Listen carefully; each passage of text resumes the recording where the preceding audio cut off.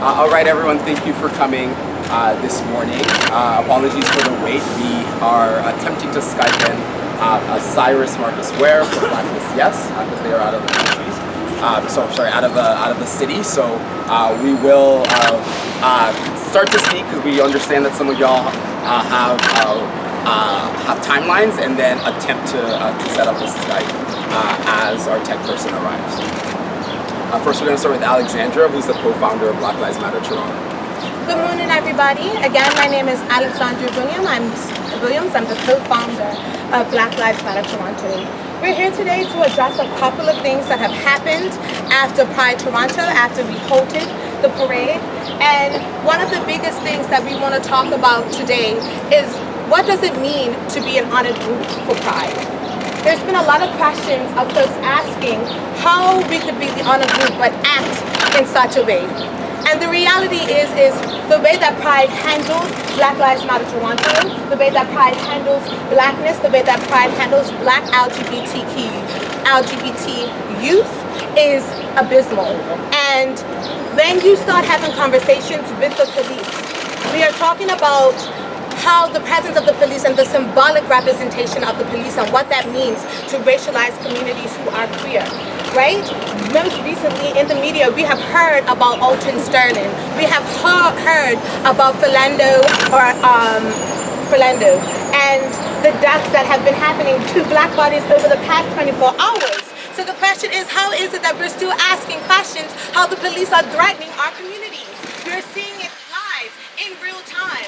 Also, the fact that Matthew has gone back and forth of his solidarity with us shows that Black Lives Matter and that Black LGBT community does not have a place in Pride Toronto. He has actively made sure to push us out by flip-flopping on his stance of solidarity with us. And then up next, we're going to have Ronaldo Walcott, who is a long-standing member of our community, respected member of our community, to give some words as well. Okay, I'm going to speak in my capacity, both personal and as a member of the Anti-Black Racism Network. I want to say a couple of things. First, I want to say that it's pretty absurd that yet again, young black people and black people are holding a press conference to talk about our rights to shape the polity of the city of Toronto. We're not asking for anything, we're taking what we have helped to produce and to make the city. So I want to make that really clear. Second, I want to make really clear that the issues that Black Lives Matter Toronto have raised and the demands they have made have a long history within Pride. They have a long history within Pride among white queers who've asked for the demilitarization of Pride. They have a long history among black queers like myself who stopped going to Pride well over 5 years ago when the debate around choir happened. Pride is political. It always has been and it will continue to be.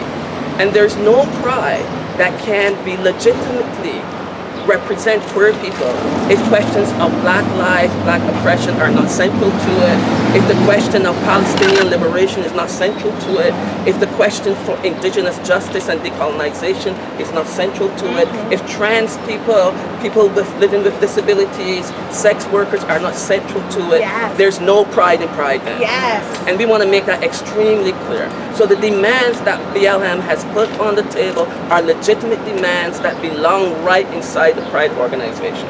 I want to say two other things. I want to echo my colleagues here to say that Matthew Charlatoy's backtracking on his commitment to those demands recalls the moment of Tracy Sandilands and it recalls the moment of Wyatt.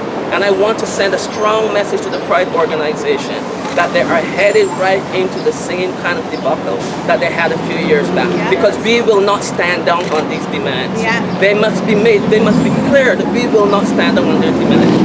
The police have no place in Pride on slopes when they are harassing black youth day in and day out in this gay village, when they even harass people at the Pride itself. They have no business in Pride. That is not to say that LGBT police officers can't march, but we do not need a militarized Pride. And there are many, many people in our community who have made that very, very, very clear. And when you place our black youth at the edge of Pride, at the edge, where there's no security, where rights and security had to come and protect them, we see what you're doing. We see your disregard for black life, and we will no longer stand for that. Black people helped to make this city, and we are demanding of the city what we have put into it. Thank you. Yes.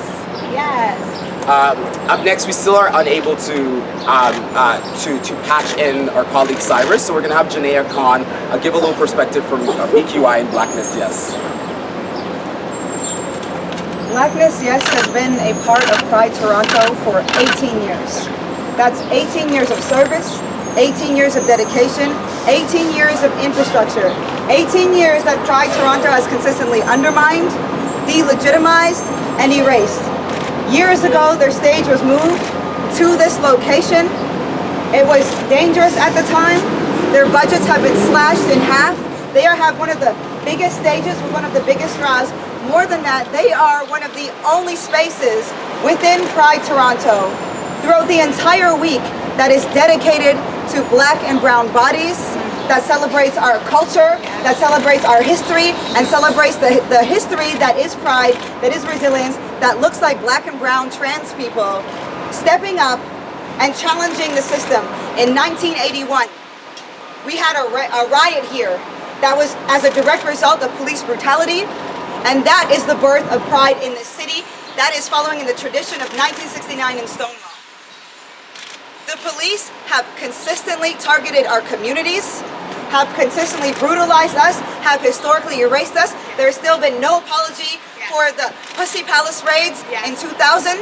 There has still been no apology as recently as last year when Tavis attacked and attempted to destroy sex working and trans communities. What does it mean if in Pride I am criminalized within it as a queer Black person and I am criminalized when I leave it? What does it mean then? So before you start asking questions about the role of police, perhaps we should start asking questions about the role of Black people and the active inclusion of Black people who have been a part of Pride historically and will be moving forward. Will it take 20 years or 10 years or 15 years before we recognize that we are an integral part of this? We founded this movement to represent some of the most marginalized communities, and we will continue to do that.